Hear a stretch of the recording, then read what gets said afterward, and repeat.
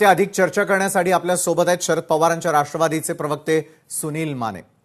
सुनीलजी, नेमकी सत्यता काय आहे?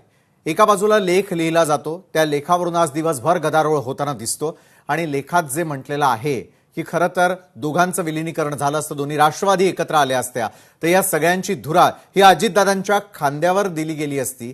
मात्र अनेकांनी याला दुजोरा दिलाय तर काहींनी याला थेट असं काही घडलंच नसल्याचा देखील आव आणल्याचं दिसतंय। सत्य परिस्थिती काय आहे सुनीलजी? कोण खरं कोण खोटं?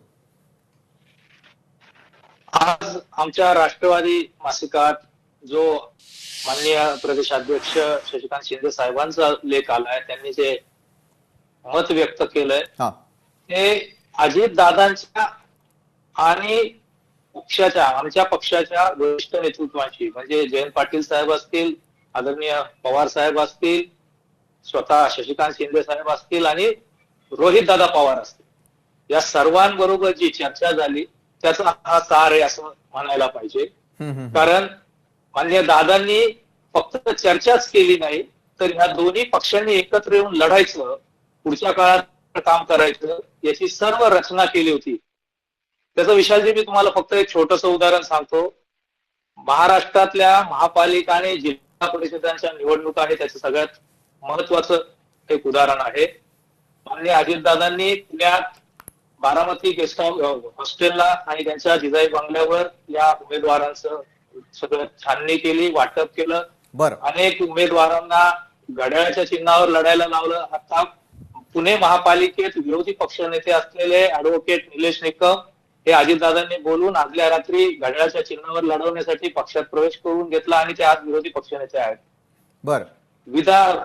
जिल्हा परिषदेच्या निवडणुकीच्या वेळी, जसं महापालिकेच्या निवडणुकीच्या वेळी आमचा उशीर झाला निवडणुकांच्या सुरुवातीच्या काळात, म्हणजे मतदान यादी तयार करणं उमेदवारांची वगैरे, त्याचं जिल्हा परिषदेच्या वेळी अजितदादांनी हा सगळा प्रोसेस बाजूला ठेवला। इव्हन तुतारीच्या म्हणजे राष्ट्रवादी शरदचंद्र पवार पक्षाच्या उमेदवारांच्या मुलाखती अजितदादांनी घेतल्या। हे आपल्याला माहिती आहे का? मी हे आपल्या माध्यमातून राज्याला सांगू इच्छितो। नक्की मी स्वतः विधान सभेचं जे अधिवेशन, नागपूर हिवाळी अधिवेशन असतं, अनेक अजितदादांच्या आमदारांबरोबर, पदाधिकाऱ्यांबरोबर आमच्या चर्चा झाल्या। ते आम्हाला सांगत होते की दादांनी आम्हाला निरोप दिलाय की अधिवेशनानंतर दोन्ही पक्षांनी एकत्र मिळून काम करायचं।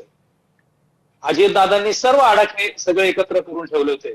याच्या संदर्भातल्या ज्या तांत्रिक गोष्टी होत्या, तांत्रिक बाबी होत्या, कारण तुतारीच्या चिन्हावर 8 खासदार निवडून आले, 10 आमदार निवडून आलेत, अन्य पदाधिकारी आहेत वेगवेगळ्या ठिकाणी, त्यांचं कसं काय करायचं याच्या संदर्भात अजितदादा ही टेक्निकल लिगल सगळ्या गोष्टी करत होते। या 12 तारखेला काल जी सगळी चर्चा करणार होते, घोषणा करणार होते अजितदादा, त्याचं हे सगळं सार आजच्या लेखात माननीय शशिकांत शिंदे साहेबांनी दिलंय। त्यामुळे यातली सत्यता ही आहे की दादांनी प्रमुख नेत्यांबरोबर चर्चा केली। मला असं वाटतं की ज्यांना सांगितलं नाही त्यांच्यावर दादांचा विश्वास नसेल असं मला आता खेदाने नमूद करायला लागतंय। बरोबर आहे सुनीलजी, तुम्ही जो डाऊट उपस्थित करतायत यावेळेला की ज्यांच्यावर विश्वास नाही त्यांना कदाचित सांगितलं गेलं नसेल। बरं, हा झाला इतिहास। भविष्याचं काय? विलिनीकरणासंदर्भामध्ये इतक्या चर्चा सुरू असताना विलिनीकरण रखडण्यामागची मुख्य कारणं या घडीला काय आहेत सुनीलजी? नाही, आता मुख्य कारण म्हणजे आता मुळात अजितदादांची जी इच्छा होती ही आपल्याला सगळ्यांना माहिती आहे। त्यांचे आमदार आता मला थोडंसं करेक्शन ह्या आताच आपलं जे काही नॅरेशन झालं त्याच्यात करायचं आहे। मी बारामतीला दादांच्या अपघाताच्या दिवशी तिथं हॉस्पिटलला होतो, दुसऱ्या दिवशी अंत्यविधीला होतो। अंत्यविधीनंतर या सगळ्या विषयावर आत्ताचे जे आज ज्या वादग्रस्त प्रकरण झालं, आदिवासी विकास मंत्री त्यांनी सगळ्यात आधी या संदर्भात चर्चा सुरू केली। सगळे आपले चॅनलचे सगळे सहकारी त्यांना बाईट घेण्यासाठी त्यांना शोधत होते। आपल्याला माहित असेल, आपल्या सगळ्या सहकार्यांशी बोलून बघा। ही सगळी चर्चा आपल्या आमदारांनी, अनेक आमदार आजही बोलतात की दादांची ती शेवटची इच्छा आहे ती त्या दृष्टीने केलं पाहिजे। याचं कारण फक्त एवढं सांगतो मी की हा पक्ष दादांच्या नेतृत्वाखाली अति सक्षमपणे राज्यात काम करत होता आणि पुढची पण वाटचाल दादांना दिसत होती। ज्या पद्धतीचं सगळं दादांची जी काही विजन होती या सगळ्या कामाच्या संदर्भात, ते ट्रान्सफर करणारा आता महाराष्ट्रात तसा नेता नाही। तर त्या पद्धतीने जर पक्ष दोन्ही एकत्र 50 आमदार असतील, तिथं लोकसभेत राज्यसभेत आमदारांची संख्या असेल, तिथं महापालिका झेडपीसाठी हा पक्ष अतिशय सक्षमपणे राज्याला एक वेगळी दिशा देऊ शकतो, वेगळं धोरण आखायला मदत करू शकतो आणि राज्य कारभार करण्यासाठी सगळे नेते खूप अनुभवी या पक्षांमध्ये दोन्ही मिळून ही अजितदादांची भावना होती आणि त्यांना जे वाटत होतं एकूणच्या आत्ताच्या काळात की आम्ही एकत्र आलं पाहिजे, एकत्र काम केलं पाहिजे, ही अजितदादांची शेवटची इच्छा आहे असं आम्हाला वाटतं. कारण बरोबर ती आहे सगळ्यात सुनीलजी. जर मग दादांची ही शेवटची इच्छा नव्हती तर विलिनीकरण न व्हावं ही इच्छा कुणाची होती? त्यात मला असं दिसतंय की काही एलिमेंट्स आहेत त्यांची पॉलिटिकल गेन्स, त्यांचे वेगवेगळे जे काय संदर्भ आहेत त्याच्यात त्यांना त्याचं महत्व कमी होईल की काय, त्यांना वेगळं ट्रीटमेंट मिळेल की काय. काही आता आमच्या पक्षातले अनुभवी नेते आहेत, वेगळ्या पद्धतीने काम करतात, खूप वेगळा त्यांना अनुभव आहे, त्या पद्धतीने त्यांची दुसऱ्यांची कारकीर्द दाखवली जाईल की काय.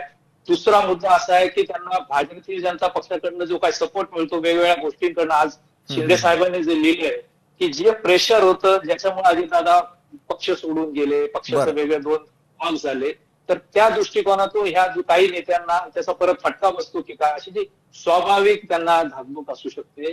त्यामुळे या प्रोसेसमध्ये त्यांचं निगेटिव्ह नॅरेशन असू शकतं. बरं, मला आणखी एक महत्वाचा प्रश्न तुम्हाला विचारायचा आहे की ज्या वेळेला दोन राष्ट्रवादी वेगळा होण्याचा निर्णय घ्यावा लागला त्यावेळेला असलेली अपरिहार्यता नेमकी काय होती, तर दुसरीकडे अदृश्य शक्तींचा त्यामागे हात असल्याचा जो आरोप करण्यात आला, ती अदृश्य शक्ती नेमकी कोण होती?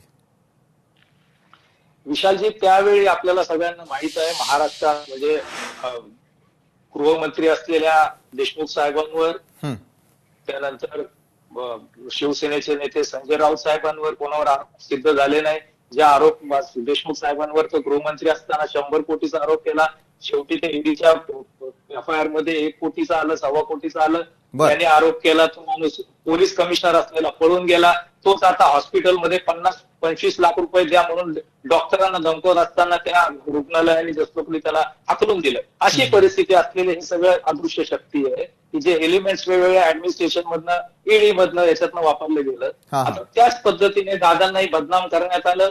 त्यांचं काहीच फाईल केल्या नाही गोष्टी. दादा स्वतः पुणे महापालिकेच्या इलेक्शन मध्ये सांगत होते की मी आता स्वतः त्यांच्याबरोबर बसतोय, म्हणजे त्याच्यावर आरोप नाहीये, कुठल्याच गोष्टी एफआयआर दाखल केल्या गेल्या नाही, त्याच्यावर काय केलं म्हणजे ते अशीच प्रेशर टॅक्टिक वापरून अजितदादांना वेगळं पाडण्यात आलं. असं दादांची त्यांच्या सगळी भाषणं काढून बघा, ते स्वतःच बोलतायत, ऑन रेकॉर्ड बोललेत, प्रेस कॉन्फरन्स मध्ये बोललेत. आम्ही वेगळं सांगायची गरज नाही, दादांनाच रेफरन्स घेतलं पाहिजे. नक्कीच. धन्यवाद सुनीलजी. आपल्या राष्ट्रवादीची बाजू तुम्ही आमच्या या चॅनलच्या माध्यमातून महाराष्ट्रासमोर मांडली, त्यासाठी आपले धन्यवाद. त्यानंतर अधिक चर्चेसाठी आपल्यासोबत अजित पवारांच्या राष्ट्रवादीच्या